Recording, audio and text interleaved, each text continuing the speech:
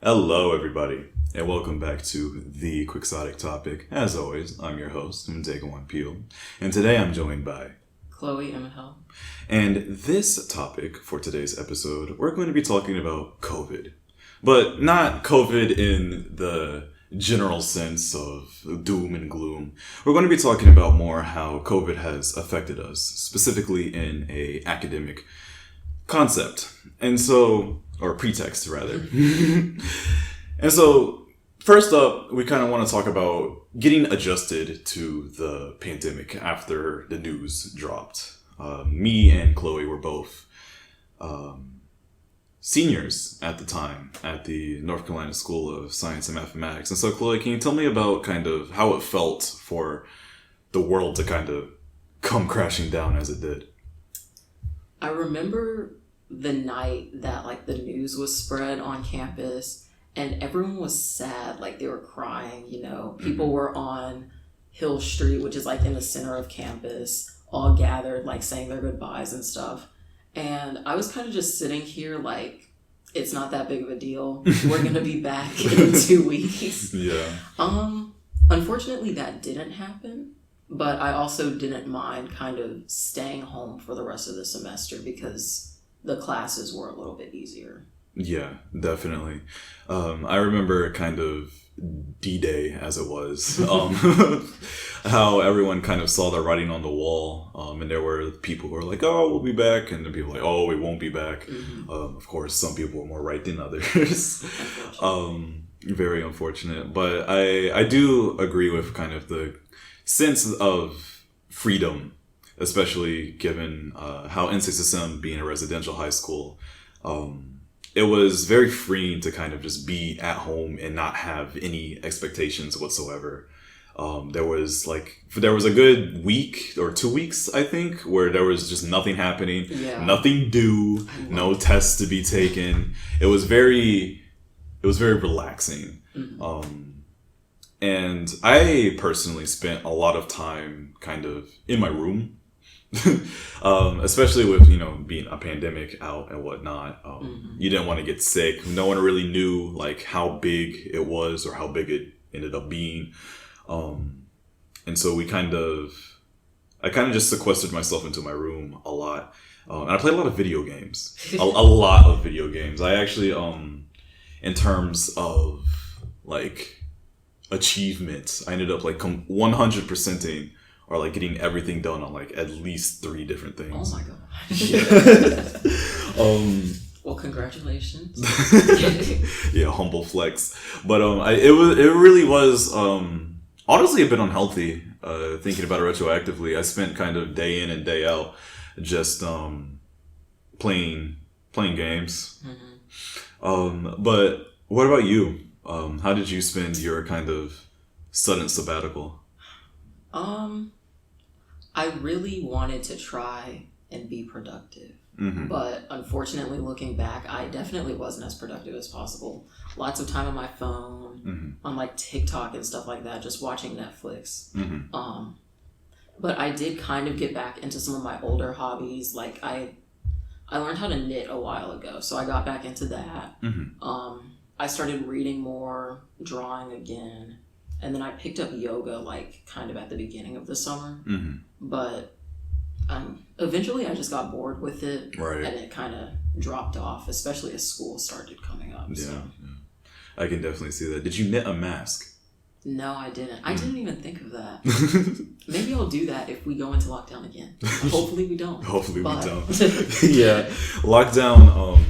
Especially, it was interesting seeing kind of the trends that evolved out of that, right? Mm-hmm.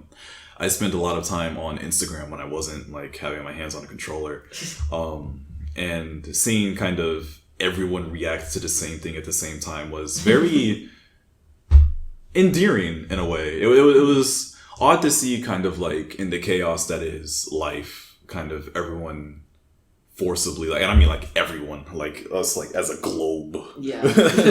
Everyone kind of reacting to the same thing in pretty much the same way. The great toilet paper shortage of 2020. The whole Tiger King fiasco, how everyone and their mother was like incredibly invested on this man's big cats. It was honestly a bit strange. Oh, and the bread making. The bread making. I kind of wanted to do that, but I just never got my hands on it. I did eat a lot of bread. There was a good amount of times where I just ordered pizza and whatnot, and so there was also kind of the resurgence of I guess Uber Eats and Lyft, like those, that was never as popular as it was now. Right. Amazon really came in clutch too. Kind of seeing just the economy as a whole like shift because of this, like businesses being closed down because of lack of participation. Like a lot of restaurants didn't survive the COVID wave. There was a really good chicken restaurant near the North Carolina School of Science and Mathematics. It's called Deluxe, and they had amazing chicken tenders. Wait, did it close? Yes. It closed? Yes, Deluxe closed. They didn't make it. It was incredibly sad. Okay, they were kind of overpriced, especially for the quality, but at the same time, like if I wanted some chicken, I'd just walk across the street. Dang, that's kind of sad. Yeah. Pour one out for Deluxe. But definitely kind of it was one other thing that definitely kind of came up in terms of like trying to wait COVID through was a feeling of stagnation. Definitely. In a sense. Especially seen as that like, well, I wasn't making pretty much any academic progress. And then even as like the summer started, like usually there's a general kind of summer slump where you just like aren't really doing anything. Yeah. And that's on like America kind of teaching their young to always be productive. Right. And that like if you're not being productive, you're doing something wrong. And so that kind of, I think that definitely got to me over the summer, at least, kind of like the feeling that like I wasn't really advancing in life, which is weird because like technically as long as you are alive, you're advancing in life. Yeah. Like, but at least in age. Yeah, at least in age. And so it definitely was like a perspective shift for me, kind of having to deal with the feeling of nothing. Right. Do you have any similar experiences with that? I know over the summer I did start getting really bored, and that's how I kind of started picking up new hobbies. But at the same time, I don't know, it still wasn't normal. Like most summers I do sit in the house most of the time just because like school is tiring, but like this was a different type of sitting in the house. Like I wouldn't be able to go anywhere even if I wanted to. Yeah. So I guess that stagnation was kind of there. And then it just, I don't even think it got much better like once school started either. Yeah. And that's kind of one of the big things I wanted to touch on this episode was kind of that feeling of stagnation. And then like also how that marries very nicely, or I guess unnicely, with imposter syndrome. Kind of the sense that you don't deserve or aren't good enough for the position that you're in. Because of the fact that like online school, for example, in some ways was incredibly easy, in other ways maddeningly hard. I think like one of the hardest classes I've ever taken in my academic career was last semester. That would have been spring of 2020. 2021? Yeah, spring 2021. I had a data structures class. Not going to name the teacher, but I'm sorry, no, discrete. Or was it data? I get them mixed up. Either way sounds difficult. Yeah, and the reason I get them mixed up is because I didn't really learn a lot. Because it was a big adjustment for everyone to kind of get used to the pandemic, and even more so to get used to teaching in the pandemic. And so freshman year, first semester was kind of okay. I was allowed to be on campus. And so that helped and allowed me to figure out where everything was and whatnot, and kind of setting schedules for myself. But there seemed to be like a flare of COVID near the end. And so... Oh, yeah, I remember that. Yeah, and so like I had spent a lot of time kind of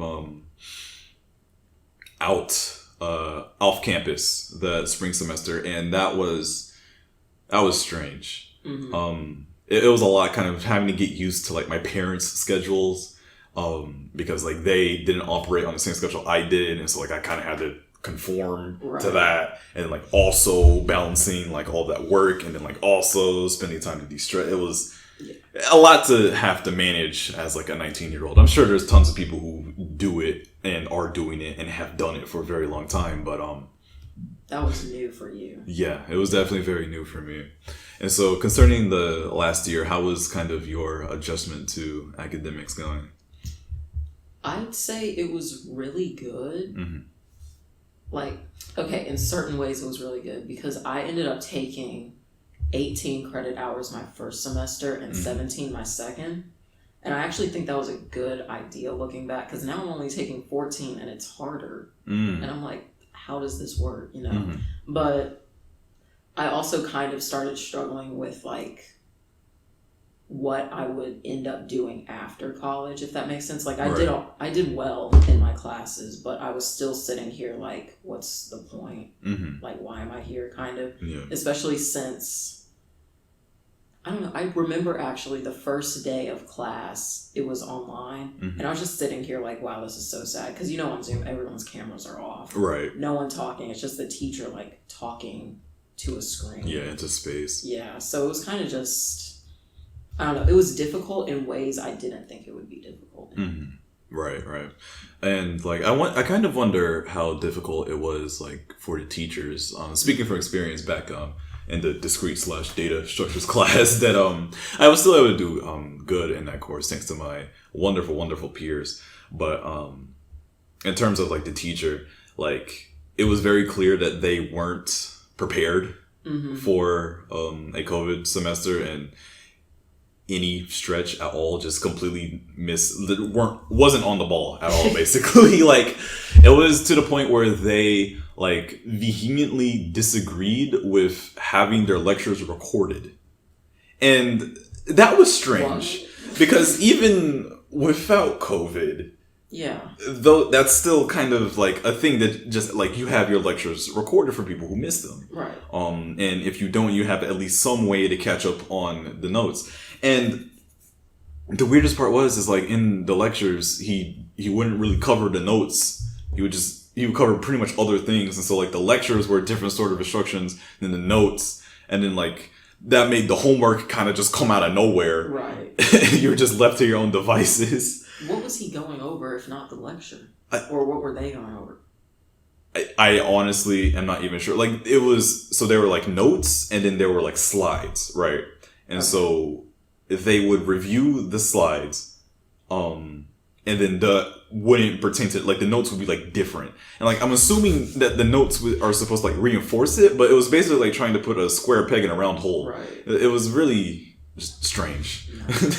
And it turned out, after a lot of pressure and some conversations with the dean, that the reason that they didn't record their lectures is because they didn't know how. That's when you ask a student. Right. And all of this would be like well and good for, you know, just about any class. Any average meager class, of course. But this was computer science. Yeah. You would think that a computer science instructor would have, at the very least, a rudimentary understanding of how to use a computer. Actually, that's kind of concerning, because I didn't think about that until you said, It was, definitely takes the cake for just like the weirdest course I've ever had. I'm glad it's passed me. Wouldn't do it again. The teacher evaluation was very verbose. Do you think it would be easier if it wasn't COVID then? Do I think it would have been easier if it wasn't COVID? Yes, I do. I honestly feel like if that class was in person, and the teacher or instructor rather didn't have to worry about having things recorded and having to hop onto Zoom and talk into space for like an hour and a half, I think a lot of students would have done a lot better in that course, personally. Yeah. But speaking more personally, at least, getting adjusted to the pandemic, that year of like 2020 and 2021, those semesters, I had noticed that like my sleep schedule like stayed kind of consistent. Me too. It was, I guess I expected like that to be one of like the first things to go. But I had actually kind of been on the ball, like getting like the nominal amount of like average hours, like just about all the time. And I was still able to stay on top of work, which was, strange and also encouraging because it meant that like I didn't need like the rigidity, if that's a word. I think that's a word. It should be a word. The rigidity of class and like a put butts in seats kind of to excel in an academic sense. I could like kind of define my own pathways towards success. I appreciated that. But one thing that I did notice did slip was my social life. Yeah. I think this is, at this point, a very kind of ancient parable, but like the concept of sleep, study, and friends are all in a triangle, and you can choose 2 points, and you have to sacrifice at least one. There was definitely a point in time in my life, probably back at the North Carolina School of Science and Mathematics, also known as NCSSM. I feel like an advert. But there was definitely a point in time where I did definitely subscribe to that theory of like the 3 points. But now I noticed that it's a lot kind of, they're all really like one in the same, in a sense of like losing on one will always just like influence the other. And it's more of a circle really of just being a student. But my circle was it didn't very much look like a circle because my social life was practically non-existent. I had spent pretty much all of my time studying and sleeping. And when I wasn't studying or sleeping, I was probably sat in a chair playing video games, which again, not very healthy. It is what it is. But yeah, I definitely had, there were challenges to trying to have a decent social life in the middle of a pandemic, because like can't really trust people at a fundamental cause, because I mean you have a global pandemic that is killing people and whatnot, and now all of a sudden like people from all around the world are suddenly in a dormitory together, and it's like, well, am I supposed to shake your hand? Like, can I be near you? It's like, it was a really big risk. And it's a risk that I decided not to take. Do you have any thoughts about that? I would definitely say it was risky because I even had some friends who had other friends who I didn't know who were just like hanging out in large groups, you know, taking those risks. And it was like, where have you been? Like, should I even be around you, even though, you know, it's like 2 degrees of separation, whatever. Right. But I don't know, even with my social life now, it's still kind of coming back because I don't want to be around a ton of people. And just having all of that time in isolation has made me like, I don't know, my social battery runs out faster. That's what I'm trying to say. Yeah. I think a lot of people have kind of shifted towards a more introverted lifestyle. Me, like, generally being an extrovert, I mean, like, I do have a podcast. It was definitely a big shift. And I had noticed that, like, personally, that I tend to, in moments of, like, I guess, intense stress, kind of shift into, like, this, like, hermit kind of introvert thing. Like, I can remember times where I did that back at NCSSM when, like, finals would come around or midterms. Like, I would just kind of suck into myself basically, and that would have like a dramatic effect like on my social life in the sense of like I just wouldn't really talk to people. It was like a switch flipped and I was just in go mode and like in sense of just getting things completed as quickly and as efficiently as possible. And like I tend to view kind of just like social situations like, okay, I can do away with this. Right. Like it's not important right now. Yeah. Moving forward from the 2020-2021 school year, I had tried to like reinvigorate my social life in a sense, especially since like I didn't have academic pressure anymore. And in working through my internship that I got. That was a thing that happened, which was nice. It was a fun time, but a story for another day, I suppose. Kind of going into the whole re-examining my social life, like re-looking at it, like trying to preserve friendships and whatnot, like trying to hang out more in like a virtual sense, like creating avenues where I could like hang out with people.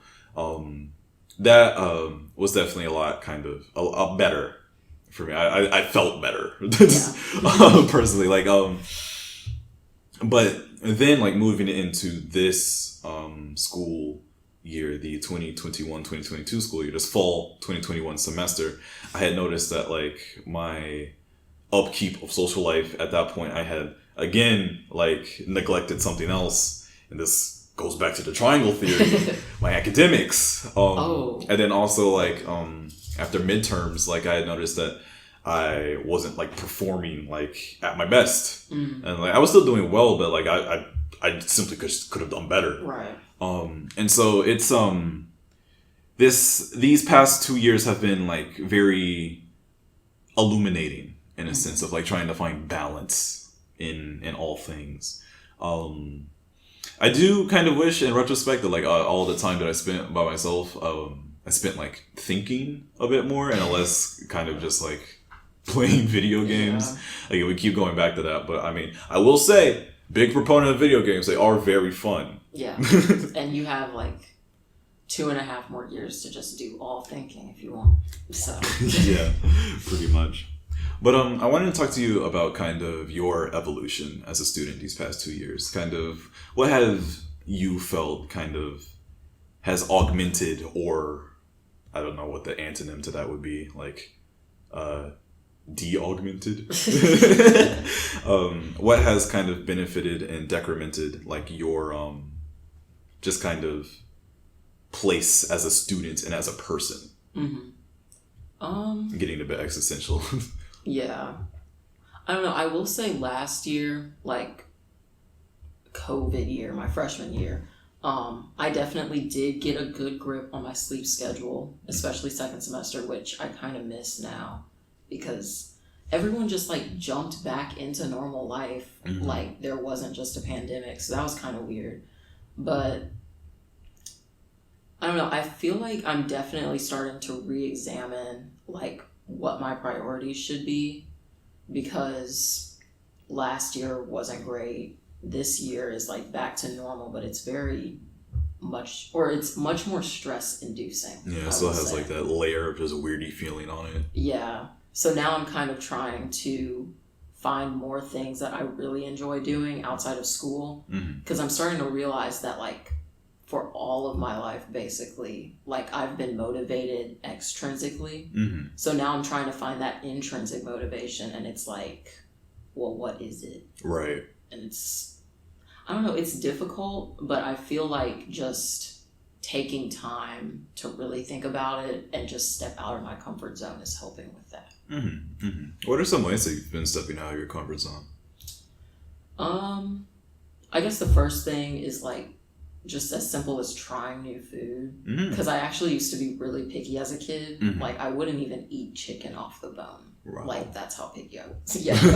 So I definitely have started like trying new foods. Like for example, I did start roller skating within the past year too, and I really like that. I don't know what else. I did get some plants like over the pandemic, and like those are my babies now. So how just many like, do you have? 4. Yeah, I have 4 right now. But last year I killed like 4. Oh no! So it's definitely a learning experience. Well, at least you broke even. Yeah. For now, I'm hoping that none of the ones I have now die because they're all succulents. So that would just be really embarrassing. You know, I've heard that succulents are actually like really hard to take care of. I mean, I just water mine like every 2 weeks, and they're growing really well. So yeah. I remember I used to have a cactus. And like I had no idea how to take care of a cactus, because like I mean like they're just built different, like they really are. They don't follow the same rules of just like normal plants. Like I will water like every day. Oh my. And like one time I got curious and I looked it up and I was like, how do you know if your cactus is dead or not? And I was like, apparently the cactus I had flowers. Yeah. I had never seen a flower on that cactus for the entire 2 years that I had it. You had it for 2 years. Oh my god. And so like I looked at it and like I compared the roots to like what like a healthy cactus root is supposed to look like, and it was not it. So your cactus was just dead? It was petrified, basically. It was very dead. I was looking at basically like a skeleton of a plant. Oh my god. Well, at least you know now. At least I know. I've never had a cactus, but my sister did kill like 2, so you're not the only one. Yeah. And so like, I don't think it's gonna take a bit to make my thumbs a bit greener before I get another cactus. Yeah. I have a plant. I don't remember what the scientific name is, but I know the common name for it is the devil's lily because it's very, very hard to kill. It's basically like a leaf plant, basically. And right now I'm currently like raising and nurturing it via hydroponics. Oh, that's so cool. In a sense, like I just have like a vase and it's just filled with water and there's no dirt and it just grows on its own. Which is great because honestly what I was thinking of doing is because I never had any pets growing up, and so once I get like my own living space of sorts, I'm planning on getting like some fish. Ooh. And I'm going to put that plant in there because it should be able to be a really good filter in terms of like preserving the ecosystem and whatnot. I will say the biology is definitely probably my second love as a student. Okay, yeah. It was definitely kind of, I mean, like, in the big three of, like, chemistry, biology, and physics, I'm definitely more of, like, a chemistry and biology person, even though I should be interested in physics, seeing as I'm a computer science person, but emphasis in physics is... That was just different. That's not even... That's, like, mutated physics. Right. It's like... Physics... It's like physics older... weird cousin that visits like every like other month and like steals your soda. Yeah. What about you in terms of like chemistry, biology, physics? What are your two? Well, I don't know. I am a biology major, so I feel like when I answer that question, I should say biology is my first love or whatever. Right. But I don't know, when I understand chemistry, I like it. But like I'm in organic chemistry too right now. And I feel like I understand it until the test. And then I'm like, oh, I did well on the test and I actually got like a 58. So yeah, that happened like a week ago. About a week ago. Yeah. Unfortunately. But like, we're vibing. It's okay. Yeah, we're vibing. And actually at NCSSM, I took the normal physics, so it wasn't like advanced or anything. And it was pretty easy. And then, I had like friends in that class, so it was not that bad. Yeah. But I didn't go as far enough to make physics my major because I knew it wasn't going to be like that all the time. Yeah. But I feel like as long as I have an equation and an understanding of how to use it and apply it, then... And a dream. Right. Unfortunately, the dream isn't usually there, but the motivation to get a good grade is. So. Yeah. And for a very long time, that was pretty much good enough. Yeah. You were talking about being extrinsically motivated. You want to expound a little bit more about that and how kind of like changing that system is crucial to kind of finding success not only in life, but specifically in a college context? I guess it stemmed at an early age, now that I'm really looking back at it, because like my parents always had high expectations.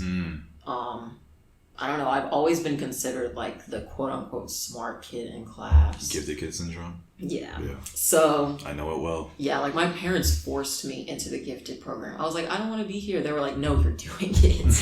So I guess that and just like wanting to...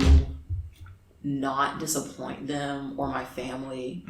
And then also over the years, I just got into this mindset of like, you don't want bad grades. Right. Because bad grades limit your options, You can't get as far with like D's and F's and C's, whatever. So And then there's also kind of the concept of like bad grades equals bad person. Right. And that's not always the case. But I don't know, I'm still kind of in that mindset to where like I have to do well. I have to do this, that, and the other. Like internships, for example, you know, A&T is big on like students getting internships over the summer. And like I understand why I've been pushed this way all this time because like, you know, now I'm being paid to go to school. Right. But like I'm tired. Like, how much longer do I have to do this to get to where I want to be in life, quote unquote, successful? Right, and then also kind of a big thing, and this goes into intrinsic motivations, like what does successful mean? Right. Yeah. And then like, from my experience, kind of investigating the whole like what does successful mean question starts to unravel a lot of kind of the stereotypes that are perpetuated by academia, in the sense of like bad grades equals bad person. Well, I mean, like if you're focused on success isn't grades, then I mean, are you really a bad person? Like, it's weird how much we tie kind of ethics and morals to like actual letter grades, and genuinely like at a base level made up numbers. They are. But I think that kind of it talks a lot about kind of just toxic positivity in the sense of just like you must always succeed, and that like failure is not something to even consider, right? And the big problem with that is like when you think about failure as something that should be avoided, when you inevitably run into it, it's crushing. Like absolutely defeating. Like personally, there was an internship, well not an internship actually, a scholarship that was dedicated to my major, specifically in the concentration that I wanted to go to in my career, which is game design. I think it was like called like the Zynga scholarships or whatever, and like I applied and I was like, oh yeah, I'm gonna shoo in for this is easy, and then I didn't get it. Right. Now what? That and like on the outside I was like, I'm fine. I was not fine. I was not fine. It that tore me up a little bit, to be honest. And like it was a bit of a reality check to kind of realize I was like, why am I reacting so like viscerally to this? Right? I was like, out of all the scholarships that I'll probably see and all the scholarships that I have seen, why is this one the one that has me in tatters? And so that has kind of helped to define my kind of just like evolution of a student and as a person, of just if not being able to create balance, being able to kind of mentally maintain balance, like not trying not to become like emotionally unstable based off of things that you can't really control, like mindfulness kind of practicing mindfulness. Very good. I haven't necessarily gone to yoga, but I don't know. When I did yoga, it wasn't even like from a mindfulness standpoint. It was kind of just like I need to be doing exercise because I'm in the house all the time. Yeah, good point. I still need to hit the gym actually. Right, me too. That was another big thing about the COVID pandemic, right? Like the COVID-19, as in like putting on 19 pounds or more. Oh, I did not hear about that. Yeah. How like a lot of people just kind of started gaining weight, but I mean that makes sense in terms of just like you're not really doing anything, right? I'd be interested in, like, this is the nerd in me talking, like seeing how that compares to the freshman 15, of course, which is the concept of putting on 15 pounds when you're a freshman. My dad, for example, like he entered college skinny and he left it not very skinny. That's one way to put it. Yeah, and so it's definitely interesting to kind of investigate and look at how COVID has affected us. And so I also want to talk about kind of how you've seen COVID affect other people, kind of talking externally now. Like, what changes have you seen in other people that have worked and haven't worked? Oh, my dad, he has like his own business kind of. He's a recruiter. So he finds people for companies who are like looking to fill positions in their jobs. And he works from home. So like for the past 7 or 8 years since he started that business, he's been kind of like cutting back. He says like he's going into early retirement or like half retirement. But COVID definitely allowed him to kind of step back from that more. So I see him like doing more not work related things now, which is kind of interesting because, you know, like he's always the one working. I don't know. Like he's in karate and I think he's about to get his black belt. Oh, wow. Yeah. So congratulations. Yeah, so that's one thing. He's definitely, I don't know, I guess I'd say overall he's more carefree. And I like to see that. That's good. That's good. Yeah. Nice to see like a positive change. Speaking from what I've seen a lot of people kind of enter like a similar state of I did of just kind of genuine like isolation, but their isolation was a bit more like self-destructive in a sense, like starting habits or starting things that like weren't necessarily the best, keeping it PG-13.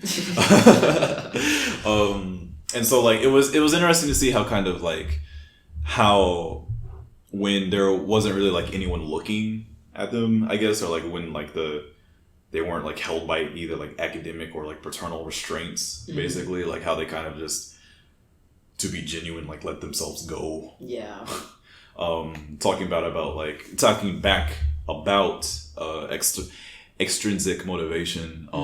It seems that like they were like peer pressured or otherwise extrinsically motivated to just like not really try anymore. I've seen a lot of people come out of this pandemic like a lot less goal driven, to the point of just kind of plugging out, in a sense of just like always being absent, which I think in like small doses is fine, right? Like I mean, everyone needs to take a break, but like when that becomes like your definition of existence, it's I can see it coming into problems. But at the same time, I wonder, is the reason I think that because of the policies that have been ingrained in me as to always be goal driven?